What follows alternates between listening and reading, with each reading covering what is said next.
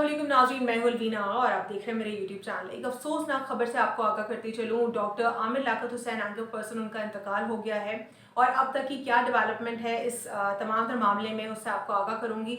सबसे पहले हमने देखा कि लोगों ने, आम आवाम ने और जर्नलिस्ट ने, साथ ही साथ पॉलिटिशियंस ने भी उनके इंतकाल पर अफसोस का इजहार किया सोशल मीडिया प्लेटफॉर्म्स के ऊपर। यहाँ तक कि जो लोग जिनसे उनको उनकी ज़िंदगी में इख्तलाफ था और उनकी कंट्रोवर्सी पर उन्होंने क्वेश्चन रेज किए, उन्होंने भी कहा कि ये वक्त बिल्कुल नहीं है मुनासिब कि इस पर उनकी कंट्रोवर्सीज़ के ऊपर बात किया जाए, या उनके वो मामला जिन पर हमें इख्तलाफ था, अब हमें उनकी मग़फ़िरत की दुआ करनी चाहिए।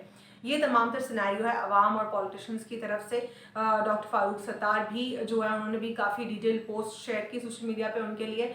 और जमाल सिद्दीकी साहब जो हैं, पाकिस्तान तहरीक इंसाफ के एमपी, उन्होंने भी जो है हस्पताल में उनको देखा गया। और 3 बजे तक की ये खबर थी कि उनकी फैमिली जो है वो नहीं मौजूद अस्पताल में और कोई भी उनके पास नहीं आया, उनकी डेड बॉडी को देखने भी नहीं आया।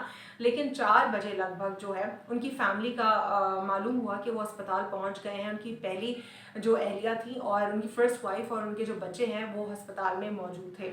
और जो उनके तमाम तर जो उनके एम्प्लॉयज़ थे, उनसे भी इन्वेस्टिगेशन करने की कोशिश की जा रही है। और उनके मुलाजमीन में से एक मुलाजिम ने कहा कि वो कल रात को काफ़ी ज़्यादा रोए और बहुत ज़्यादा शदीद रोए वो। और वो बार बार बस यही कहते रहे कि मैं मर जाऊँगा, मैं मर जाऊँगा, मैं मर जाऊँगा। और वो ये भी कहते रहे कि शायद कोई जादू है या क्या असरात हैं, मुझे जो है बहुत अजीब महसूस हो रहा है और मैं इस्लामाबाद चला जाऊँगा कल और मुझे धोखा दिया गया है, मुझे धोखा दिया गया, बार बार वो कह रहे थे। तो और फिर उनके मुलाजिम से ये भी पूछा गया कि किसने धोखा दिया है।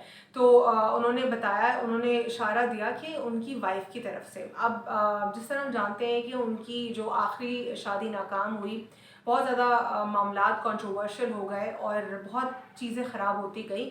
तो उस हवाले से उन्होंने इशारा किया और उन्होंने उनसे ये भी सवाल किया गया कि ये कब से उनकी ऐसी हालत थी जो आप बता रहे हैं, रो रहे थे और चीख पी रहे थे।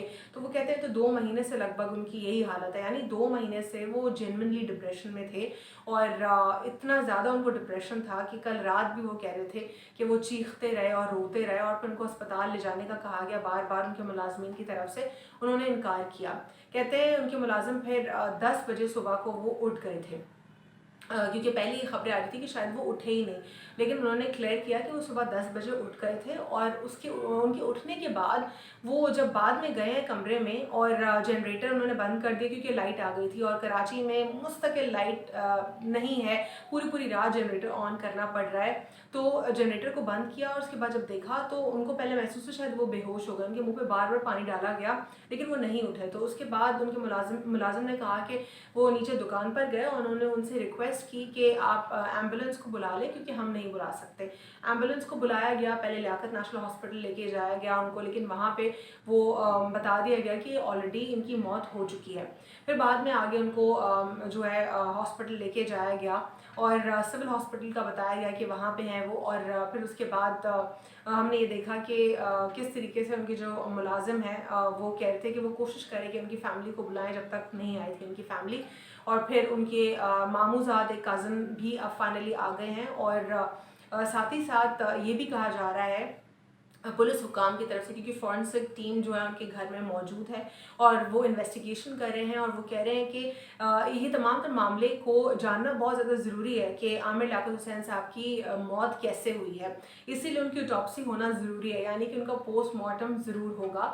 और पोस्टमार्टम जब होगा तो तमाम तर डिटेल्स सामने आ जाएंगी। ऑटोप्सी रिपोर्ट एक ऐसी चीज़ होती है मेडिकल जूरिस्प्रूडेंस में जिसमें आपको तमाम तर फैक्ट्स क्लियर हो जाते हैं कि क्या आया इस शख्स को मारा गया है या इस शख्स ने अपनी जान खुद ली है या इस शख्स की मौत किसी जहनी दबाव में हुई है या कोई और मामला है। जो भी डिटेल्स होती हैं ऑटोप्सी रिपोर्ट में वो तमाम डिटेल्स सामने आ जाती हैं। तो अब जब आमिर लियाकत हुसैन साहब की ऑटोप्सी रिपोर्ट आएगी तो मेडिकल जूरिस्प्रूडेंस के ये इस पूरे उस पे जब हम देखते हैं तो वो एक चीज़ क्लियर हो जाएगी और जो अब तक की लोगों की एजम्पशंस है वो भी क्लियर हो जाएंगी। क्योंकि कुछ लोगों की एजम्पशन ये भी है कि कार्बन मोनोऑक्साइड डाइऑक्साइड रिलीज़ होती है जनरेटर से, पूरी रात जनरेटर चलता रहा और कराची में जो इलेक्ट्रिसिटी की बहुत बुरी हालत है, तो हो सकता है उसके फ्यूम्स शायद उससे तबीयत नासाज हो गई हो या कुछ भी हो सकता है। तो इस मामले में अभी तक कुछ नहीं कहा जा सकता कि एग्जैक्ट रीज़न क्या है, लेकिन उनकी हालत देखकर ये कहा जा रहा है कि हो सकता है कि ये ज़हनी दबाव में और डिप्रेशन में मौत हुई हो, क्योंकि उनकी आखिरी शादी के बाद उनके जो मेंटल कंडीशन थी वो दुरुस्त नहीं थी। और इसीलिए कहते हैं कि हम सबको एंग्जाइटी और डिप्रेशन पर काबू पाना ज़रूरी है, और हम सब अनफॉर्चुनेटली इस टेम्प्रेरी वर्ल्ड में रहते हुए हम इतना ज़्यादा डिप्रेस हो जाते हैं। वो कोई भी हमारा मामला हो सकता है लाइफ का, या हमारा करियर हो सकता है, हमारी पर्सनल लाइफ हो सकती है, या हमारी एजुकेशन हो सकती है। बहुत सारे मामलात में हम बहुत ज़्यादा दबाव में आते हैं, और इस तरह के जब हम इंसिडेंट्स देखते हैं तो हमें थोड़ी देर के लिए एहसास होता है कि वैसे भी ये टेम्प्रेरी वर्ल्ड है, हमें इतना इतना ज़्यादा स्ट्रेस की ज़रूरत नहीं है, हम सब ने चले जाना है, चाहे हम जितना कुछ अचीव कर लें हमने यहीं पर छोड़कर जाना है।